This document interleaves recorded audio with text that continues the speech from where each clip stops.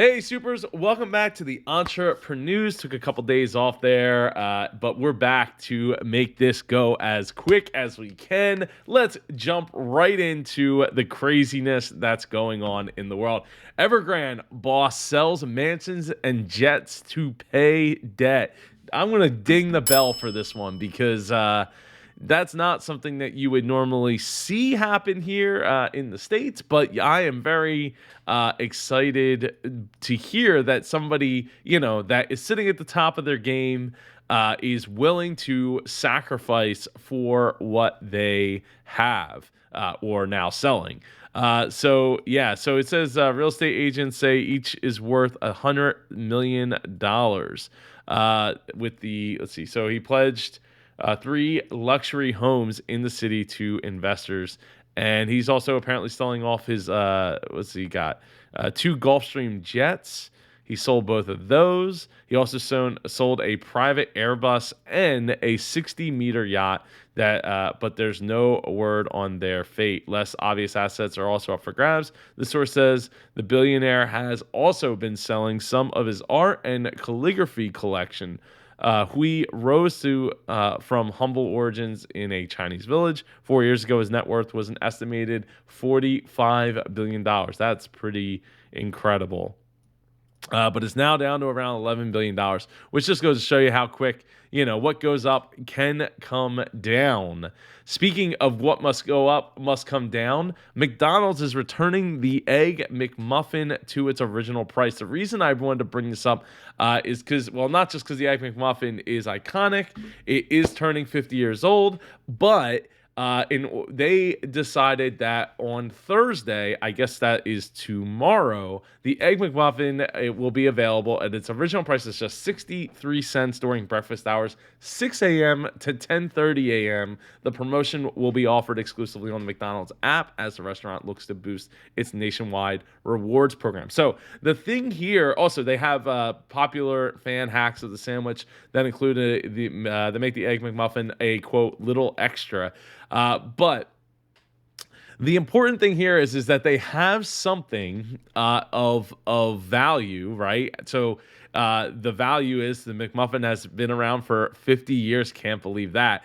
But the idea here is like, let's take the anniversary and turn it into a marketing opportunity for our app, right? That's the kind of thinking. Now, I'm not a huge McDonald's fan or anything, but that's the kind of thinking that you need to be thinking about. How can I take something? And they could have easily just been like, hey, from 6 a.m. to 7 a.m., we're going to offer it for 63 cents at the window. But no, they didn't do that. They added, 4.5 hours through their breakfast window, plus getting people to get into the app so they could do online ordering. That's a huge win. That's a huge win for you to think about what you can do to promote your business and create something literally out of nothing, because the Egg McMuffin will be there for the rest of the day plus all day tomorrow. I think they still have all day breakfast. I'm not sure.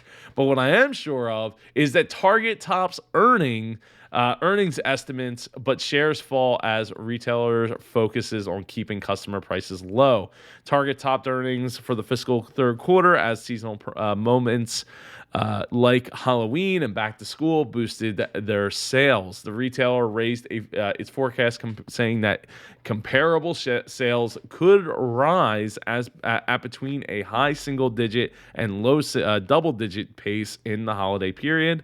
And Brian Cornell, CEO, said the company is focused on value as prices of food and gas and more rise. As consumers face sticker shock. It is down 4.77% on with their stock at the moment. But ding ding for Target for recognizing that, hey, this isn't necessarily the time to be taking record profits. I get that, Target didn't necessarily have a bad, 2020 either. Neither did any of the major retailers because they kind of pivoted their focus. They did delivery to your car, blah, blah, blah, the things we all know about and have lived through, and they have been ramped up because of. So I want to point out, hey, good on Target, and you know what? They're going to be rewarded with those low prices, because guess what? Christmas ain't even here yet. It's not even December yet, and they the The logic is that Christmas is going to push people even further, as apparently savings accounts and credit is up. Even though inflation is up. I mean, heck, one of my credit cards just raised my credit limit on one of my cards, and it's one of the cards that like they don't usually do that. But hey, Christmas is coming. They're like, hey, you know what? We want people to purchase things. We don't want to, we don't want the awesomeness to end. So we're going to do things to keep people coming in the door. If we raise prices, then guess what? People are going to stop coming in the door. If you raise them to a point where it's like, oh, it's apparently obvious or blatantly obvious that there's a problem with inflation, then people will stop coming to your place. And it's a play to get people going to Target than it is for them to go somewhere else. Speaking of going somewhere else, whoo, man, Rivian is going to the moon.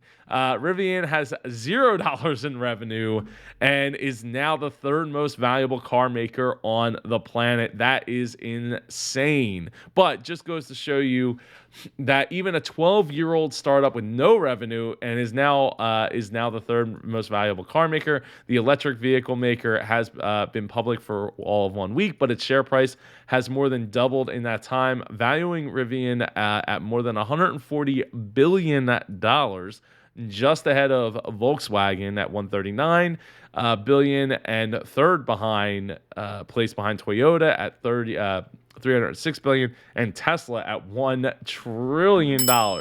Crazy. But what's more crazy is that these new companies are being bet on so heavily that these old, the legacy automakers are not necessarily keeping pace with the amount of value. So is it a bubble? It might be.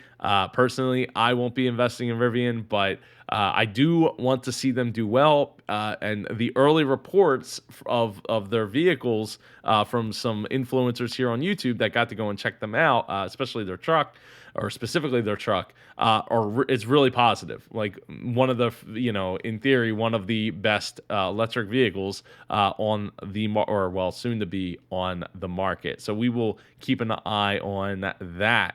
Keeping an eye on retail sales rise faster than expected in October, even as inflation pushes hot prices higher. Retail sales rose 1.7% in October, both for all items and excluding autos.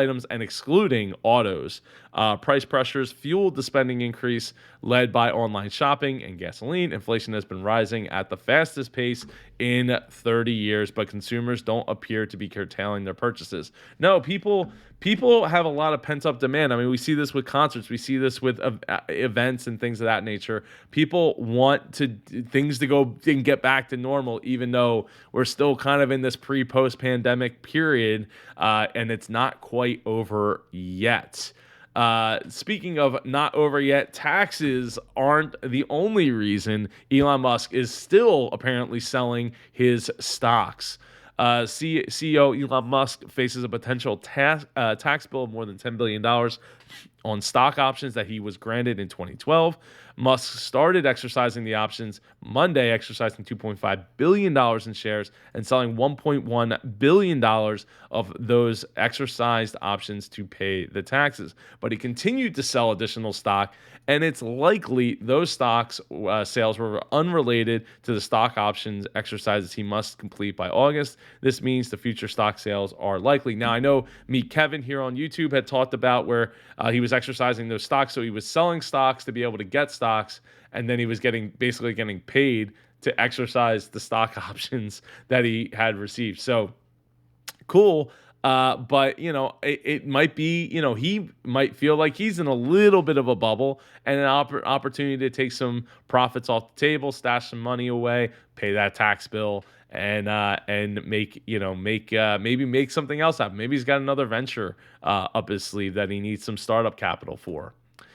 Finally today, Peloton shares rise after company nets $1 billion in discounted stock sale. Peloton said Tuesday it plans to sell roughly 23.9 million shares of Class A common stock at a public offering of just $46, netting the company about $1 $0.07 billion. The announcement comes as the connected fitness equipment maker is looking for ways to shore up cash amid slowing momentum for its products. Stock offerings are often pursued by public companies to take advantage of a growing share price, but Peloton's market has plunged this year. The reason it's plunged this year is because New Year's Day ended, New Year's Day 2020 or, January 2020 ended just, over the last couple of months here. People aren't going to the gym, aka their Pelotons. But it does send a signal to me that things might be a little more worrisome as people, as that Christmas commercial they aired that was famously made fun of by Ryan Reynolds a couple years back. As a Christmas gift, you could get your significant other a Peloton. Well, I guess that's not really happening. So they better figure out something to be able to stop the bleeding. Selling discounted stock is not going to make it happen. But what will make it happen is if you could go down there and smash that like button for, I don't have my smash button, but if you could go down there and smash that like button, and I'll see you in one of these next two videos over here. Take care.